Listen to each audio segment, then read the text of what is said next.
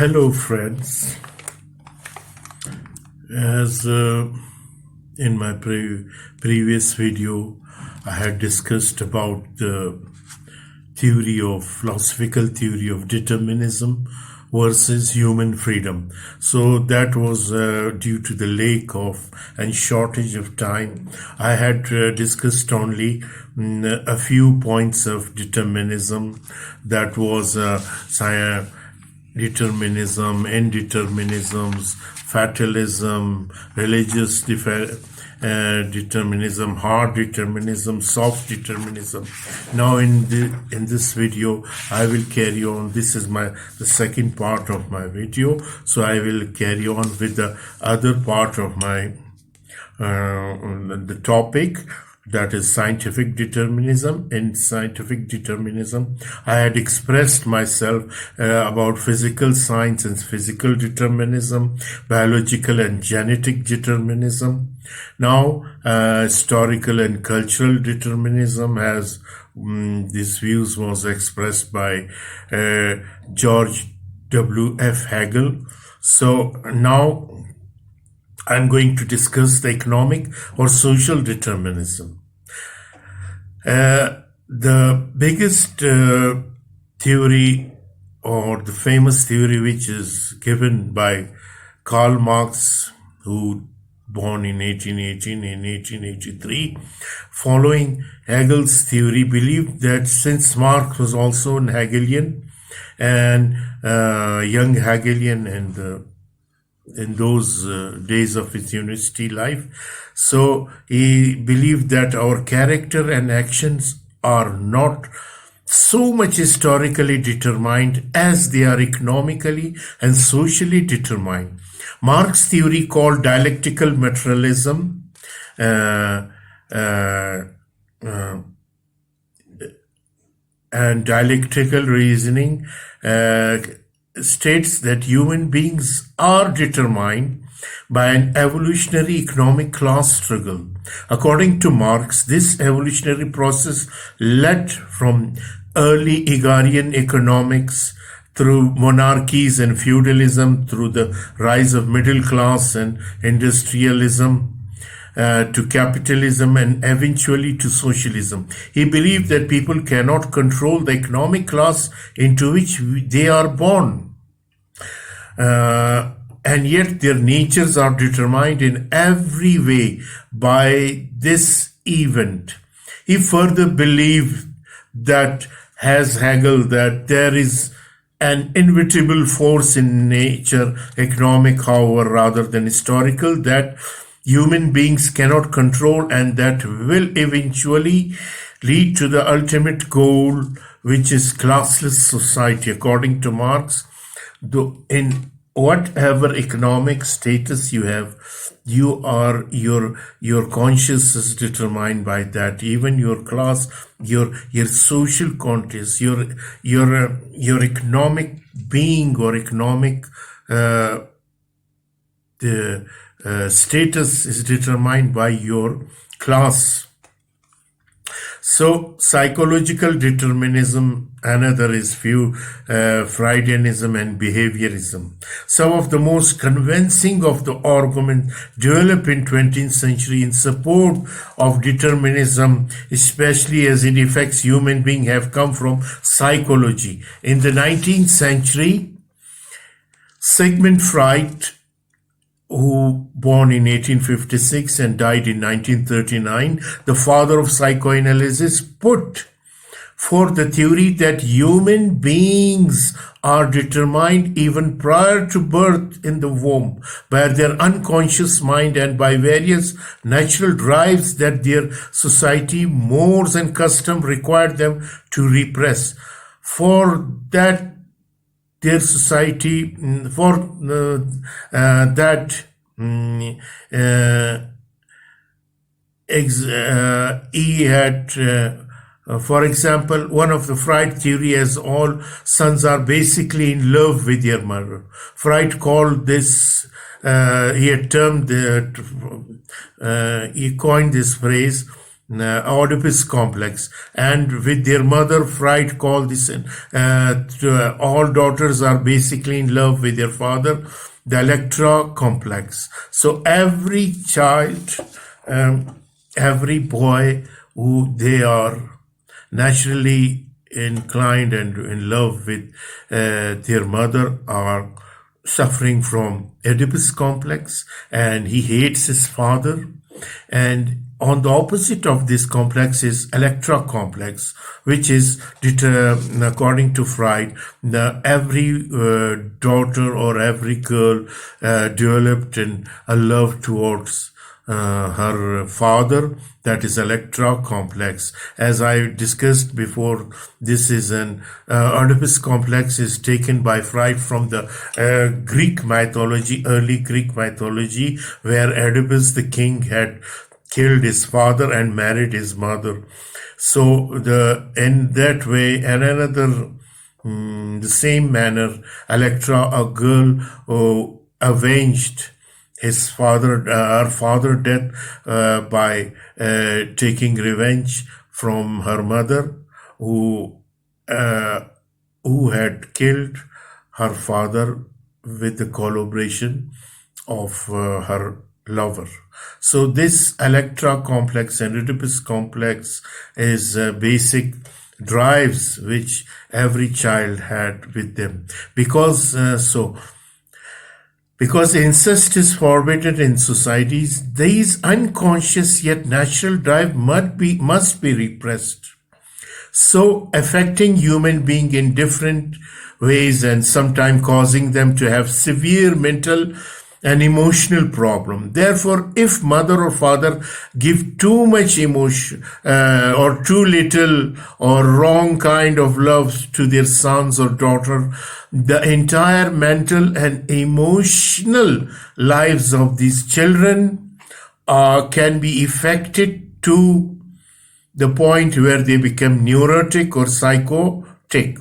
This theory has been used many times in defending criminal killer, as when, for example, the defense claimed that certain man who has raped and killed a number of women has done so because they all resembled his mother, and that his unconscious hatred for her compelled him to commit the crime, just as this man was determined by his unconscious drives of love and hate for his mother to perform terrible acts. So a Freudian would argue all human beings are determined by all their inner drives and unconscious motivations to behave the way they do.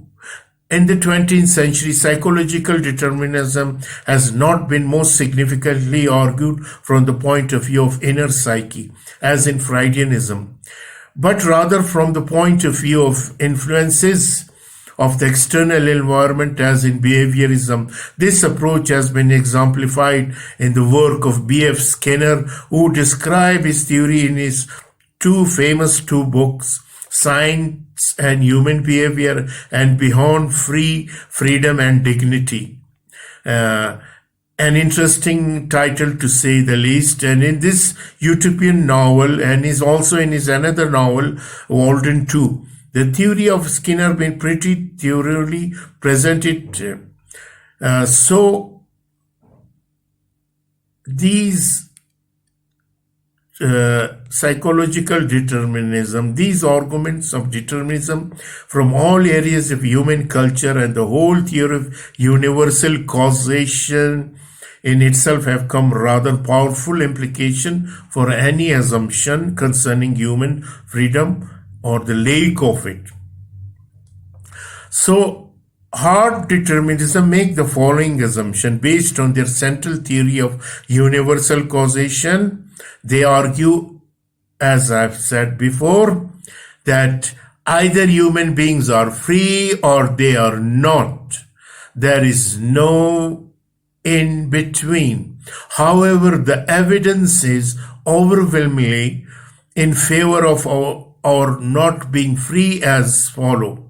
We have no control over genetic makeup, so Any determinants that come through our genetic inheritance make us what we are not our responsibility. We are not free to choose our genetic structure.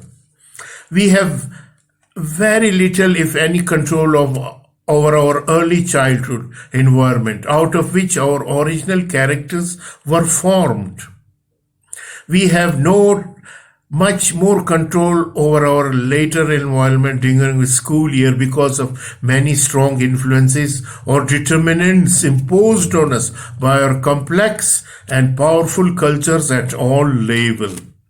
So all this preceding means that we may think that we are free, but freedom is an illusion. Rather, we are totally determined by everything we have ever experienced. To be free, we should have to be able to have created our own original character. But as anyone can say, that is impossible.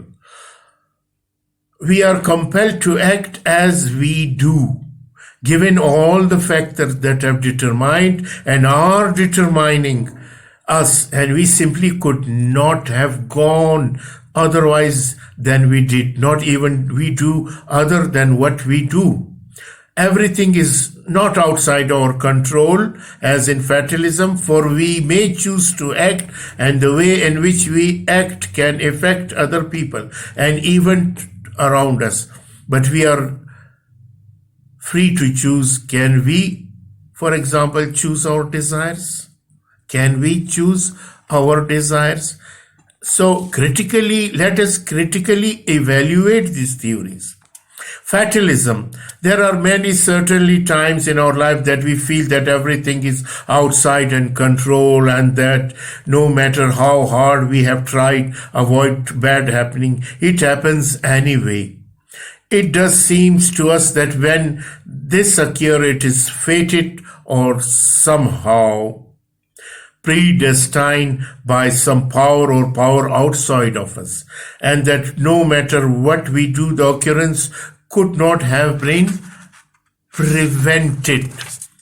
However, there seem to be so many more times when that we have done has great difference in what we occur. For example, when we are in an accident, our lives might have indeed been saved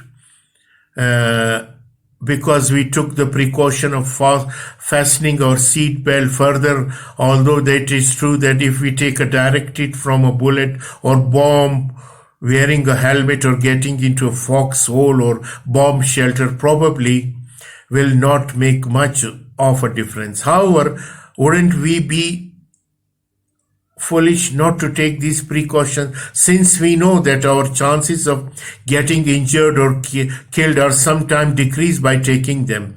People may talk like fatalists, but hardly anyone lives his or her life as if nothing he or she did would make any difference. If people really believed that fatalism was true, then they would never attend school, save money, try to woo a mate, plan to have children, or do anything but stay in bed all day.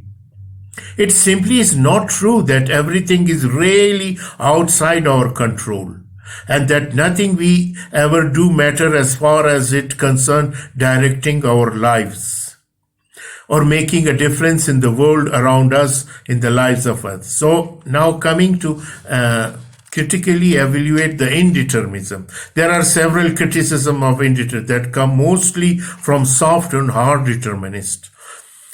First, indeterminists suggest that some event, presumably those involving human beings, especially those in the area of mortality, are uncaused. But what would an uncaused in the area of mortal ever be like? It is true that we cannot trace each and every cause for every occurrence, but has anyone ever really witnessed an uncaused event? Can we even conceive of such thing, even though we cannot know the specific cause or causes of every event? Does it not seem absurd to even suggest that some event are uncaused? If I decide to shoot someone in a fit of anger, is it not shooting caused by something? My anger, which was caused by something or someone else, which in turn was caused by something else, and so on. It does not seem to square with either logic or experience to say that some event or occurrences are not caused by something or someone. Further, even if some events are uncaused, this would not help to establish human freedom, would it? It seemed that soft determinism were right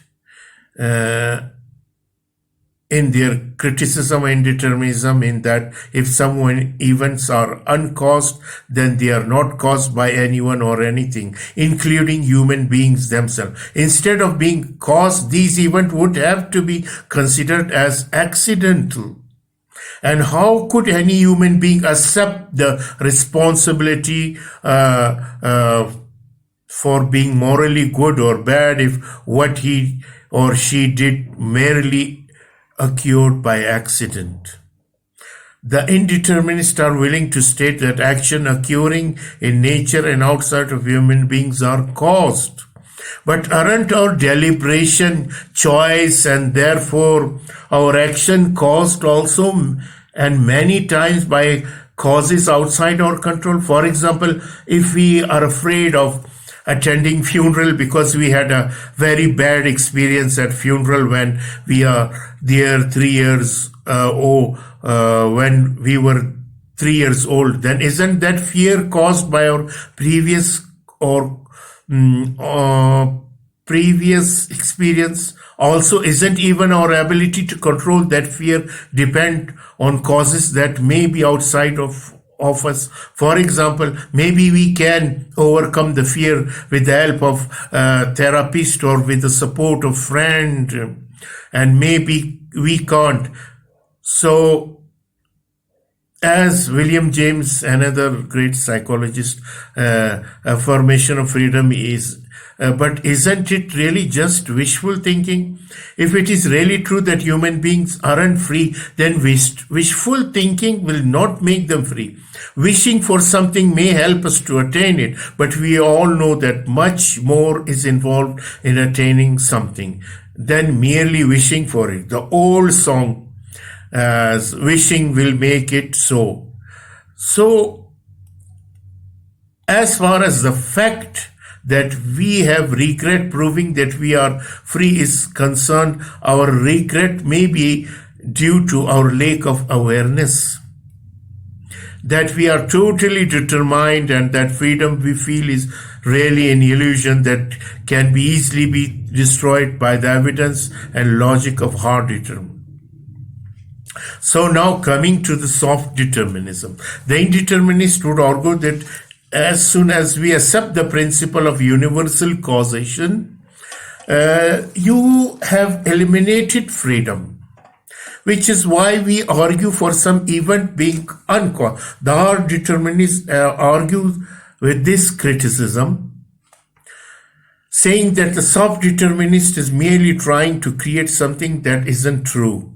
There is really trying to squeeze freedom out of an intricate and complex web of interwoven and intertwined causes and effect. So, another thing, what is regret? You regret.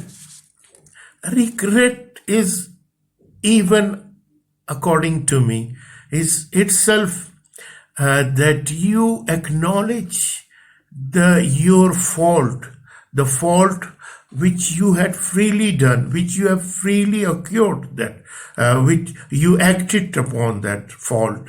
So then later on you regret from your fault. This also indicates the will of your freedom.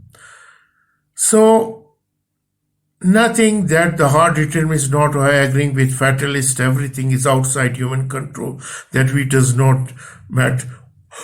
What we does not matter, but he's saying that if we keep tracing cause and effect back far enough. So, for example, I can change my environment and the other people by my influence on them. I can build beautiful building that create nice environment in which people can live. I can also be kind or cruel to people and affect how they feel and act by my behavior. However, my ability to do these things come from my genetic makeup over which I had no control. I don't cause mine. My parents didn't cause theirs. My grandparent didn't cause theirs, and so on. My ability also come from my environment, influences in my early childhood, over which I had little or no control, over which uh, later I have come some but not total control. Uh, Therefore, the hard determinist would argue soft determinism is just as much wishful thinking as indeterminism. There simply is no such thing as freedom. Does this mean that we must accept hard determinism since all alternative theories are refutable and since hard determinism seems to have much evidence?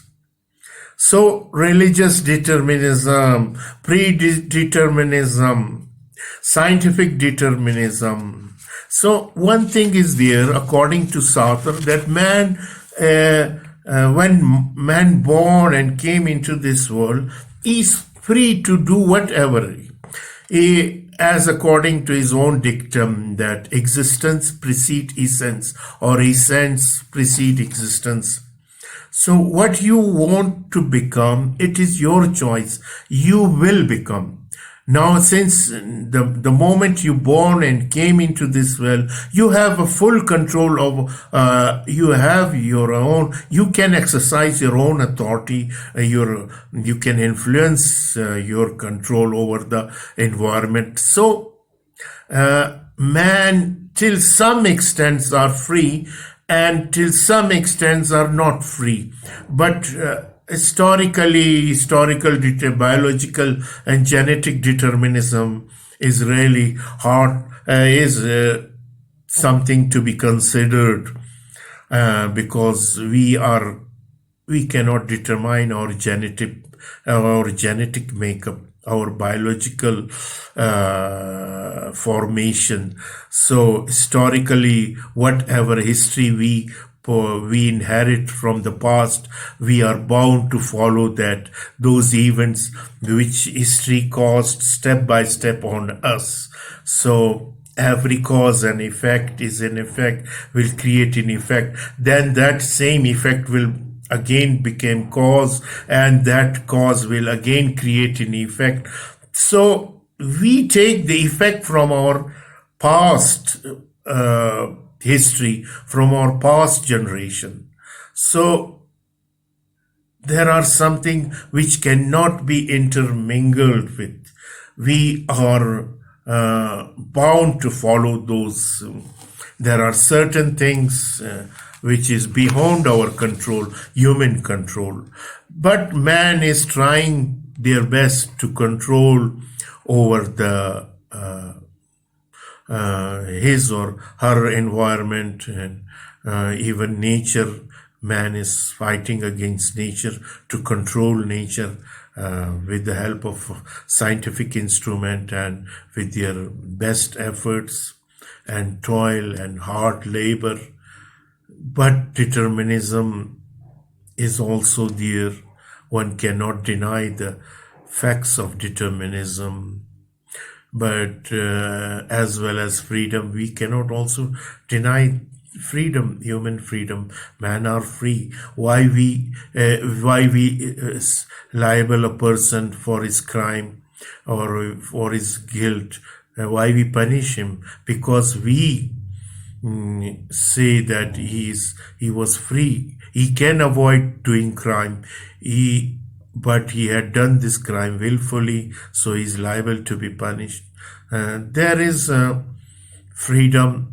Man can control it by the help of his free will, and if he determines himself that he will not act and not let himself on the by the mercy of the circumstances and his own passion and emotions.